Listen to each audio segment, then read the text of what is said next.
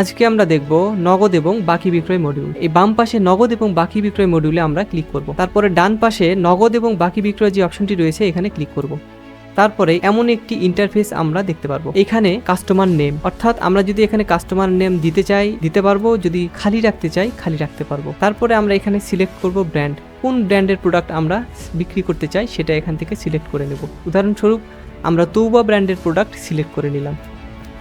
এখান থেকে প্রোডাক্ট নিয়ে নিলাম, কোন প্রোডাক্টটি আমরা বিক্রয় করতে চাই। উদাহরণস্বরূপ জায়নামাজ ছোটটা বিক্রয় করতে চাই, এখান থেকে যোগ করে নেব। আমরা কত পিস প্রোডাক্ট বিক্রয় করব আমরা এখান থেকে পরিমাণ দিয়ে দেব, উদাহরণ 2 পিস। এখানে ফাঁকায় ক্লিক করার সঙ্গে সঙ্গে আমাদের এখানে কত টাকা বিক্রয় করেছি সেই দামটা এখানে দেখতে পারবো। এখানে যদি আমরা নগদ বিক্রয় করতে চাই তাহলে এখানে নগদ দিয়ে দিব, আর যদি বাকি বিক্রয় করতে চাই তাহলে ফাঁকা রেখে দেব। তারপরে এখানে অ্যাড সেলে ক্লিক করে দেব।